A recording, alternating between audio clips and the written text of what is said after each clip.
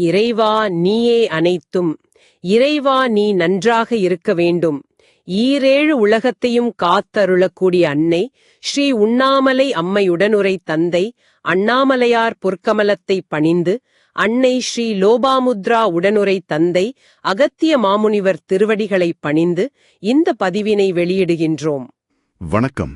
சித்தர்களின் ஞானத்தை தேடி வந்திருக்கோம். நீங்க எல்லோருமே உண்மையிலேயே ஆசீர்வதிக்கப்பட்டவங்க, மென்மையான ஆன்மாக்கள். ஆமாம். இந்த ஆழமான தேடலுக்கு உங்களை வரவேற்கிறோம். இதை கேட்கறதால உங்க வாழ்க்கையில நிச்சயம் நல்ல மாற்றங்கள் நடக்கும்னு நம்புறோம். உறுதியா நடக்கும். இன்னைக்கு நாம நம்ம எல்லோருக்கும் வழிகாட்டும் பெருந்தகை தந்தை அகத்திய மாமுனிவர் அவர்களின் மிக மிக முக்கியமான ஒரு அருள்வாக்க கொஞ்சம் விரிவா அலச போறோம்.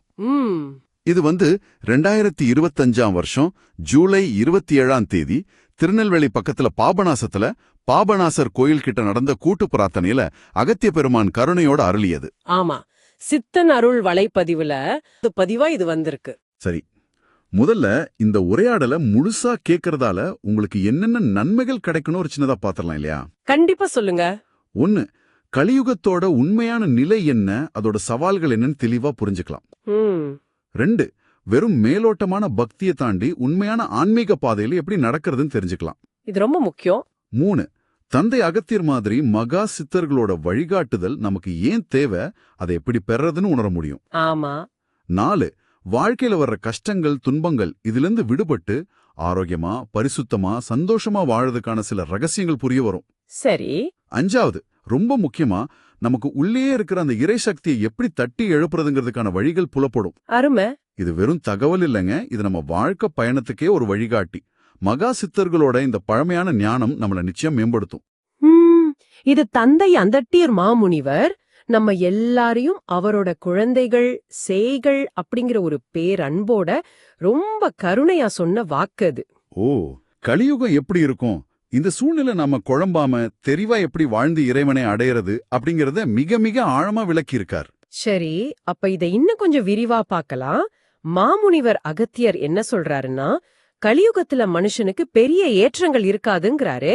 ஏன் அப்படி? மக்கள் திருத்தலங்களுக்கு அலைஞ்சாலும் சித்தர்களை தேடினாலும் பெரிய பயன் இருக்காதுன்னு சொல்றாரே. ஆமா, இதுல கவனிக்க வேண்டிய முக்கியமான விஷயம் என்னன்னா, கலியுகத்துல உண்மையான பக்தி குறைஞ்சு போயிடும், வெறும் சடங்குகள் தான் அதிகமா இருக்கும். ஓ, சடங்குகள் மட்டும்தானா? ஆமா, அந்த உண்மையான புரிதல், ஒரு பக்குவம்னு சொல்றாரே, அது இல்லாம நீங்க எத்தனை கோயிலுக்கு போனாலும் அது இறைவனோட கட்டளைப்படி பெரிய பலன் தராதுன்னு அவர் சொல்றார். சரி சரி. அதே சமயம் ஒரு எச்சரிக்கையும் தராரு. சித்தர்களை நம்பி வர்றவங்க இருக்காங்க இல்லையா? ஆமாம். அவங்களுக்கு உடனடியா பலன் கிடைக்கலன்னா உடனே சித்தர்கள் இல்ல அப்படின்னு நம்பிக்கை துரோகம் செஞ்சிடக்கூடாதுன்னு ரொம்ப அழுத்தமா சொல்றார். அந்த மாதிரி ஒரு நிலைமையும் வரும்னு முன்னாடியே சொல்றார். இது ரொம்ப சுவாரஸ்யமா இருக்கு. நல்லவங்க கெட்டவங்க என்பதை தாண்டி அரக்கர் கூட்டம்னு ஒண்ணு உருவாகி அது நல்லவங்க மனசை கூட மாத்தி கெடுத்துருன்னு சொல்றாரு. ஆமா. அப்போ நல்லவங்க எப்படி தங்களை காத்துக்கிறது? அதுக்கு தந்தை அகத்தியர் ஒரு அருமையான உதாரணம் சொல்றாரு பாருங்க. கோடி கெட்டவங்க இருந்தாலும் ஒரே ஒரு நல் பக்தன், உண்மையான பக்தன், ஆமா, உண்மையான பக்தி உள்ளவன் அவங்க எல்லாரையும் ஜெயிச்சிட முடியும். ஆனா அந்த நிலைய அடையறதுக்கு பக்குவம் ரொம்ப முக்கியம். பக்குவம்னா கொஞ்சம் விளக்கமா சொல்லுங்களேன். பக்குவம்னா ஒரு விதமான ஆன்மீக முதிர்ச்சி, ஒரு தெளிவு, எதையும் சரியா புரிஞ்சுக்கிட்டு கையாள்ற தகுதி. உதாரணத்துக்கு தகுதி இல்லாம திடீர்னு ஏதாவது கிடைக்குதுன்னு வச்சுக்கோங்களேன். ஓகே, திடீர் படம் மாதிரி. ஆமா, திடீர் பணம் மாதிரி. அது நிலைக்காது, அதை எப்படி சரியா பயன்படுத்துறதுன்னு தெரியாது. ஆனா கொஞ்சம் கொஞ்சமா சேமிக்கிற மாதிரி படிப்படியா வர்ற ஆன்மீக முன்னேற்றம் தான் நிலையானது, பயனுள்ளது. சரி, புரியுது. அப்போ கலியுகத்தோட மற்ற தாக்கங்கள் பத்தி அவர் என்ன சொல்றார்? குடும்பத்துல நிம்மதி குறைகிறது, ஆமாம், சண்டை சச்சரவு அதிகமாகிறது, இவ்ளோ கடவுளை கும்பிட்டோம் ஏன் இந்த கஷ்டம்னு மக்கள் மனசு குழம்புறது, இதுக்கெல்லாம் என்ன காரணம்னு சொல்றார். இது ஒரு பெரிய சித்திரம் மாதிரி பாருங்க. கலியுகத்துல இயல்பாவே இறைபலம் குறையும், அநியாயங்கள் அக்கிரமங்கள் அதிகமாகும். இது ஈசனோட விதிப்படி நடக்குதுன்னு மாமுனிவர் சொல்றார். ஓ, இது ஈசனோட விதியா? ஆனா இது கடவுளோட செயல் இல்ல, இது மனிதனோட செயல்களோட விளைவு. மனிதனோட செயலா? ஆமாம், இறைவன் படைச்ச பிள்ளைகள், அதாவது மனுஷர்கள் நல்ல வழியில நடக்காததால தந்தைக்கே, அதாவது இறைவனுக்கே கோபம் வருதுங்கிறாரு. இது எப்படி இருக்குன்னா, அப்பா பேச்ச கேட்காத பிள்ளை மேல அப்பாக்கு கோபம் வர மாதிரி. சரி சரி. மனிதனே தனக்கு பிரச்சனைகளை உண்டாக்கிக்கிட்டு அப்புறம் போய் கடவுள்கிட்ட முறையிடுறதுல பிரயோஜனம் இல்லைன்னு சொல்றார். அப்படியானால் இதற்கெல்லாம் தீர்வு என்ன? மனுஷனோட தப்பால உலகம் இப்படி போனா தந்தை அகத்தியர் மாதிரி மகா சித்தர்கள் என்ன செய்றாங்க? அவர் ரொம்ப தெளிவா சொல்றாரு. சித்தர்கள் என்ன பண்ணுவாங்கன்னா, இந்த உலகத்துல நல்ல ஆன்மாக்களை தேர்ந்தெடுப்பாங்க. நல்ல ஆன்மாக்களையா? ஆமா, அவங்களுக்கு வழிகாட்டி அவங்கள வச்சே தீய சக்திகளை, அந்த அரக்கர் கூட்டங்களை அழிப்பாங்க. இது அவங்களோட ஒரு முக்கியமான வேலை. ஓஹோ.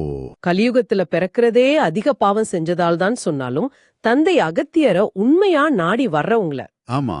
அவங்க செஞ்ச பாவங்கள் கூட அவங்கள அதிகம் தாக்காம பாத்துக்கிட்டு அவங்கள புண்ணிய பாதையில அழைச்சிட்டு போய் அவங்களுக்கு என்னென்ன தேவையோ அத்தனையும் தாமே தர்றதா அவர் உறுதியளிக்கிறார். இறைவன் அழகா படைச்ச மனிதன் தன் புத்தி கெட்டுத்தனத்தால உலக அழிக்கிறான்னு சொல்றாரே. ஆமா, செல்ல குழந்தைகள்னு இறைவன் கொஞ்ச நாள் விட்டுட்டதால மனுஷன் தன் தீய குணங்களை காட்டுறான். இதுவும் அந்த தந்தை பிள்ளை உதாரணம் மாதிரி தானே இருக்கு. அதேதான். மனிதன் உண்மைய அறியாம தன்னைத்தானே ஏமாத்திக்கிறான், ம், மத்தவங்களையும் ஏமாத்தி இன்னும் கூடுதலா கர்ம வினைகள்ல சிக்கிக்கிறான். ம். இறைவனை எப்படி உண்மையா வணங்கணும், அவரை எங்க எப்படி தேடணும், அவரை எப்படி அழைக்கணுங்கிற ரகசியம் எல்லாம் சித்தர்களுக்கு தான் தெரியும். அப்போ சும்மா சடங்கு செஞ்சா பத்தாதா? பத்தாது. அவங்க வெறும் சடங்குகளால இல்ல, உண்மையான அன்பு மூலமா இறைவனை நம்ம வீட்டுக்கே கூட்டிட்டு வர முடியும்னு மாமுனிவர் சொல்றார். அப்படி இல்லனா 70 வயசுக்கு மேல கூட கடவுள் எங்க இருக்காருன்னு தேடிக்கிட்டே இருக்க வேண்டிய நிலைமை வரும்னு எச்சரிக்கிறார். திருவாசகம் அருணகிரிநாதரோட பாடல்கள் பத்தியும் தந்தை அகத்தியர் சொல்றாரே, அவற்றை வெறும் நன்மைக்காக பாடுறதில்ல, அது ஆன்மாவை பலப்படுத்தும்னு சொல்றார். ஆமா, அது ஒரு முக்கியமான விஷயம். அதோட கூடு விட்டு கூடு பாயும் சித்தி பத்தியும் ஒரு குறிப்பு வருதே, அதோட பின்னாடி என்ன? இது ஒரு ஆச்சரியமான விஷயம். அந்த தெய்வீக பாடல்களை எழுதின மாணிக்க வாசகர், அருணகிரிநாதர் மாதிரி மகா ஞானிகள் இருக்காங்க இல்லையா, ஆமா, இருக்காங்க. அவங்க பிரம்மன் எழுதின தலையெழுத்தையே தாண்டி தங்களோட ஆயுளை நீட்டிக்கிறதுக்காக, உதாரணமா ஒரு பாடலை எழுதி முடிக்கிறதுக்காக இந்த கூடு விட்டு கூடு பாயும் சித்திய பயன்படுத்தினாங்கன்னு ரகசியத்தை சொல்றார். அப்படியா? ஒரு பாட்டு எழுதுறதுக்காகவா? ஆமா, பாருங்க, ஒரு பாட்டு எழுதுறதுக்கே இறைவன் கிட்ட பல வருஷம் பக்குவப்பட வேண்டுமாம். ஞானிகளுக்கே இவ்வளவு சோதனைகள், கஷ்டங்கள், அடிபட்டு அந்த பக்குவத்தை அடைய வேண்டியிருக்குன்னா சாதாரண மனிதர்களாகிய நம்ம நிலைமை என்ன? நிஜமாக. இதனாலதான் மாமுனிவர் நம்ம மேல அவ்ளோ கருணை வச்சு நம்மளோட பாவ நிலையையும் அறியாமையையும் உணர்ந்து அப்பா அம்மையேன்னு அவ்ளோ பாசமா கூப்பிடுறார். கோடி பிறவிகள் புண்ணியம் செஞ்சாதான் சித்தர்களை பத்தி நினைக்கவே முடியும்னா அவர் சொல்றாரே, அது கொஞ்சம் மலைப்பா இருக்கே. ஆமா, அந்த அளவுக்கு புண்ணியம் இல்லாட்டி அவங்களோட நினைப்பே நமக்கு வராதுங்கிறார். அப்படியே யாராவது சொன்னா கூட அந்த புண்ணியம் இல்லாதவங்களால அவங்க கிட்ட போக முடியாதுன்னு சொல்றாரு. ஓ. கலியுகத்துல நடக்கிற அநியாயம், அக்கிரமம், அப்புறம் ராகு கேது மாதிரி கிரகங்களோட தாக்கத்தால வர்ற குழப்பங்கள் எல்லாம் சேர்ந்து கடவுள் இல்ல, சித்தர்கள் இல்லங்கிற சந்தேகத்தை மக்கள் கிட்ட உருவாக்கும். ஆனா மனிதன் எவ்ளோ பெரிய ஆளா இருந்தாலும் சரி, பெரிய மாந்திரிகனா இருக்கலாம், பெரிய சிவனடியாரா இருக்கலாம், பக்திமானா இருக்கலாம், மனிதன் மனிதன்தான். போன உசிர அவனால திரும்ப கொண்டு வர முடியாது. சரிதான். ஆனா சித்தர்கள் தங்களுடைய தவ வலிமையாலையும் அவங்கள நம்பி வர்ற பக்தர்களோட புண்ணியத்தோட பலத்தாலையும் ஒருத்தரோட ஆயுள நீட்டிக்கவும் முடியும்னு அவர் சொல்றாரு. அப்போ நாம என்ன செய்யணும்? புண்ணிய பாதைன்னு சொல்றாரு. கோயிலுக்கு ஓடுறது, ஜபம் பண்றது, விரதம் இருக்கிறது மட்டும் போதுமா? இல்ல பத்தாதா? அது மட்டும் பத்தாது. தந்தை அகத்திய மாமுனிவர் நம்ம ஒவ்வொருத்தருக்குள்ளயும் இருக்கிற அந்த இறை சக்திய, அந்த தெய்வீக ஆற்றலை தட்டி எழுப்ப பாக்குறதா சொல்றாரு. நமக்குள்ள இருக்க சக்தியா? ஆமா, அந்த புண்ணிய பாதையில நாம நடக்க ஆரம்பிச்சா அந்த உள் சக்தி தானா வேலை செய்ய ஆரம்பிக்கும். அப்போ இறைவனை நமக்குள்ளேயே பார்க்கலாம், உணரலாம். அப்போ கோயிலுக்கு போக வேண்டாமா? அப்படி இல்ல. கஷ்டம் வந்தா மட்டும் கோயிலுக்கு ஓடுறது, அப்புறம் என்ன பண்றோனே புரியாம சடங்கு செய்யறது, இதெல்லாம் மூட நம்பிக்கைங்கிறாரு. கஷ்டங்கள் எதுக்கு வருதுன்னா நாம பிறந்ததுக்கான காரணம் அது. அது தந்தையிடம், அதாவது இறைவனிடம் திரும்பி போறதுக்கான பாதை. ஓ, பாதம் மாதிரி. ஆமா, நாம உண்மையா உணர்ந்துட்டா அந்த பாதை கஷ்டமா தெரியாது. யாருக்காவது பிரயோஜனமா இருங்கள் அப்படிங்கிற கருத்து ரொம்ப பவர்ஃபுல்லா இருக்கு. 100 பேர்ல ஒருத்தர் மத்தவங்களுக்கு பயன்படுற மாதிரி வாழ்ந்தா கூட அவருக்காக இறைவன் மற்ற 99 பேரையும் காப்பாற்றுவார்னு சொல்றார். மிக சரியா சொன்னீங்க. இது கூட்டு பிரார்த்தனைக்கும் பொருந்தும். 100 பேர் கூடி பிரார்த்தனை செஞ்சாலும் 99 பேர் சரியா செய்யலைனாலும் அந்த ஒரே ஒருத்தர் இவ ஒருத்தனாவது பிறருக்கு பிரயோஜனமா இருக்கானேன்னு நினைச்சு இறைவன் எல்லாருக்கும் அருள் செய்வாருங்கிறாரு. அப்போ நம்ம வாழ்க்கை நம்ம கையில தான் இருக்கு. நிச்சயமா நம்ம வாழ்க்கை உயர்றதும் தாழ்றதும் நம்ம கையில தான் இருக்கு. அப்புறம் பாருங்க, சிவபுராணம் மாதிரி ஞான நூல்களை படிக்கிறது நம்ம உடம்புல இருக்கிற பல்லாயிரக்கணக்கான நாடி நரம்புகளை இயக்கி பல தொல்லைகளை நீக்கும்னு சொல்றாரு. ஓ அப்படியா? ஆமா, அதிகாலையில சந்திரன்ல இருந்து வர்ற ஒரு கண்ணுக்கு தெரியாத ஒளி, மந்திரங்கள் பத்தின ரகசியங்கள் இதையெல்லாம் பத்தியும் பின்னால சொல்றேன்னு சொல்றாரு. ஆனா ஒரு முக்கியமான எச்சரிக்கை. என்னது? சரியான குருவோட வழிகாட்டுதல் இல்லாம நாம பாட்டுக்கு சுயமா மந்திரங்களை சொல்றது ஆபத்தானது. அது நன்மையை விட தீமையையும் கஷ்டங்களையும் கொண்டு வந்துடும்னு எச்சரிக்கிறார்.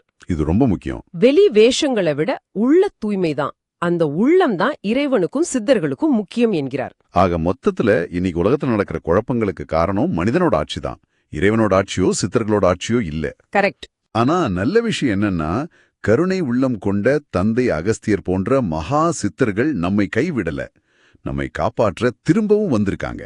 ஆமாம், தந்தை அகத்திய மாமுனிவர் மிக தெளிவா ஒரு உறுதிமொழி தர்றாரு. அவர் நமக்கு வழிகாட்டுவார். நமக்கு தேவையானது எதுவோ அதை அவரே தருவார். அவரே தருவாரா? ஆமாம், கொஞ்சம் தாமதமாகலாம். ஏன்னா எது நமக்கு நல்லதுன்னு அவருக்கு தெரியும். நம்ம கஷ்ட காலத்துல அவர் நம்ம கூடவே இருப்பார். சரி. அவர் ஒரு உதாரணம் சொல்றார். ஆமை எப்படி தன் உறுப்புகளை ஆபத்து வரும்போது உள்ளே இழுத்துக்குதோ அப்படி நாம அடக்கமா இருக்கணும் என்கிறார். அடக்கமா இருக்கணுமா? ஆமாம், புண்ணிய பாதைக்கு வந்த பிறகு சுதந்திரமா இருக்கலாம். அது வரைக்கும் கொஞ்சம் அடக்கம் தேவை. சரியான நேரத்துல தக்க சமயத்துல அவரே நம்ம கிட்ட வருவார். அவரே வருவாரா? வருவார். அவர் ஏற்கனவே பல ரூபங்கள்ல மனுஷனா பிச்சைக்காரன் மாதிரி வேஷத்துல நம்ம கிட்ட வந்து பேசி நம்ம குறைகளை எல்லாம் தெரிஞ்சு வச்சிருக்கார். அதனால நம்ம குறைகளை சொன்னாதான் அவருக்கு தெரியும், தீர்வு கிடைக்கும்னு இல்ல. அப்போ இதுக்கெல்லாம் என்ன அர்த்தம்? நாம உடனடியா என்ன செய்யணும்? மாமுனிவர் சொல்றத நல்லா புரிஞ்சுகிட்டு வாழணும். இந்த பிறவியிலேயே இறைவனோட வாசல் படியை அடைய முயற்சி செய்யணும். மறுபடியும் ஒரு பிறப்பு வேண்டாம். ஆமாம். அதுக்கு அவர் வழிகாட்டுவார். நம்ம பேரை சொல்லி நம்ம குறைகளை கேட்டாதான் அவர் உதவுவார்னு அவசியம் இல்ல. உண்மையான தூய்மையான அன்பை அவர் மேல செலுத்தினா போதும். அன்பு மட்டும் போதுமா? உண்மையான அன்பு. அப்படி செஞ்சா தந்தை அகத்திய மாமுனிவர் நிச்சயம் நம்ம கிட்ட வருவார், வழிகாட்டுவார். ரொம்ப அருமையா சொன்னீங்க. சரி, தந்தை அகத்தியர் அவர்களின் இந்த அருள் வாக்கிலிருந்து நாம கத்துக்கிட்ட முக்கியமான குறிப்புகளை ஒரு தடவை தொகுத்து பாத்துடலாமா? கண்டிப்பா. 1. கலியுகம் சவாலானதுதான். வெறும் சடங்குகள், மேலோட்டமான பக்தி மட்டும் போதாது. உண்மையான புரிதலும் ஆன்மீக பக்குவமும் ரொம்ப ரொம்ப அவசியம். ஆமாம். 2. நம்ம துன்பங்களுக்கும் இந்த உலகத்தோட நிலைக்கும் பெரும்பாலும் மனிதர்களாகிய நான் தான் காரணம், இறைவன் இல்ல. இது முக்கியமா புரியணும். 3. தந்தை அகத்தியர் மாதிரி மகாசித்தர்கள் நல்லவங்களை தேர்ந்தெடுத்து அவங்கள புண்ணிய பாதையில வழிநடத்தி தீய சக்திகளை அழிக்கிறாங்க. சரி. 4. நமக்குள்ளே இருக்கிற அந்த இறை சக்தியை எழுப்பணும்னா புண்ணிய பாதையில போகணும். தன்னை உணர்தல் ரொம்ப முக்கியம். 5. சிவபுராணம் போன்ற ஞான நூல்களுக்கு நம்ம உடலையும் ஆன்மாவையும் பலப்படுத்துற சக்தி இருக்கு. நிச்சயமா. 6. சரியான குருவோட வழிகாட்டுதல் இல்லாம மந்திரங்களை உச்சரிக்கிறது ஆபத்தானது. அது நன்மையை விட தீமையே அதிகம் செய்ய வாய்ப்பு இருக்கு. இது ஒரு எச்சரிக்கை. 7. வெளி வேஷங்களை விட உள்ள தூய்மையும் மத்தவங்களுக்கு பயன்படுற மாதிரி பிரயோஜனமாக வாழ்றதுதான் இறைவனுக்கு பிடிக்கும். ஆமா, உள்ளந்தான் முக்கியம். 8. நம்ம பேரையும் குறைகளையும் சொல்லி முறையிடுறத விட உண்மையான அன்பு அவர் மேல செலுத்தினாலே போதும். தந்தை அகத்திய மாமுனிவரோட வழிகாட்டுதலும் அருளும் தேவைகளை நிறைவேற்றுதலும் நிச்சயம் கிடைக்கும். அருமையான தொகுப்பு. தந்தை அகத்திய மாமுனிவரின் இந்த அரிய சக்தி வாய்ந்த வழிகாட்டுதல்களை கேட்கிற இந்த வாய்ப்பு கிடைச்சு நீங்க எல்லோருமே உண்மையிலே புண்ணியம் செஞ்சவங்க. உங்க வாழ்க்கையில எல்லா நலன்களும் வளங்களும் பெருகட்டும். ஆமா, இது போன்ற இறைஞான செய்திகளை, சித்தர்களோட அருள்வாக்குகளை மத்தவங்களோட பகிர்ந்துக்கிறதற்கு பாருங்க. அது இருட்டுல இருக்கிறவங்களுக்கு வழிகாட்டுற ஒரு தீப மாதிரி. தந்தை அகத்திய மாமுனிவரே சொல்ற மாதிரி இது ஒரு மிக உயர்ந்த புண்ணிய செயல். எவ்வளவு உயர்ந்தது? முதல் தர உயர் புண்ணியம்னு சொல்றாரு. முதல் தர உயர் புண்ணியம். அப்ப கண்டிப்பா எல்லாரும் இதை ஷேர் பண்ணணும். ஆமா. அதனால தயவு செஞ்சு இந்த ஞான உரைய உங்களுக்கு தெரிஞ்சவங்க, நண்பர்கள், உறவினர்கள் எல்லாருக்கும் வாட்ஸ்அப் குழுக்கள்ல, ஃபேஸ்புக், இன்ஸ்டாகிராம், எக்ஸ் அதாவது ட்விட்டர், டெலிகிராம்னு உங்களுக்கு தெரிஞ்ச எல்லா சமூக ஊடக தளங்கள்லயும் பகிருங்க. ஆமா, யாருக்கு இது தேவைப்படுதோ அவங்களுக்கு இது சரியான நேரத்துல போய் சேரட்டும். அது அவங்க வாழ்க்கையே மாத்தக்கூடிய ஒரு பெரிய உதவியா இருக்கலாம் இல்லையா? இந்த உயர் புண்ணிய செயல்ல நீங்களும் பங்கு எடுத்துக்கோங்க. நிச்சயமா. மகா சித்தர்களின் இந்த ஞான உரைய இவ்ளோ ஆர்வத்தோட பொறுமையா கேட்ட உங்களுக்கும் உங்க குடும்பத்தினருக்கும் எங்களுடைய மனமார்ந்த நன்றிகள். நீங்க எல்லோரும் எல்லா நலன்களையும் பெற்று மென்மையோடு வாழ எல்லாம் வல்ல இறைவனை பிரார்த்திக்கிறோம். எல்லாருக்கும் நல்லது நடக்கட்டும். கடைசியா ஒரு சிந்தனை. தந்தை அகத்திய மாமுனிவர், ஆமை எப்படி தன் கால்களை அடக்கிக் கொண்டிருக்கின்றதோ அப்படி நீங்கள் அடக்கிக் கொண்டிருந்தால் போதுமானது, மீதியெல்லாம் யான் பார்த்து கொள்வேன் அப்படின்னு ஒரு அற்புதமான வழிகாட்டுதல் கொடுத்திருக்காரு இல்லையா? ஆமா, கொடுத்திருக்கார். இந்த வேகமான பரபரப்பான கலியுகச் சூழல்ல ஆமை போல அடக்கமா இருக்கிறது அப்படிங்கிறது உங்க தனிப்பட்ட வாழ்க்கையில எதை குறிக்குதுன்னு நினைக்கிறீங்க? நீங்க எதை அடக்க வேண்டும், எப்போ அமைதியா இருக்கணும், எப்போ செயல்படணும்? நல்ல கேள்வி. இத கொஞ்சம் ஆழமா சிந்திச்சு பாருங்க. இதுக்கான விடை உங்க உள்ளேயே இருக்கு. நிச்சயமா. ஓம் அன்னை ஸ்ரீ லோபாமுத்ரா உடனுடை தந்தை அகத்திய மாமுனிவர் திருவடிகளில் சமர்ப்பணம். சர்வம் சிவார்ப்பணம்.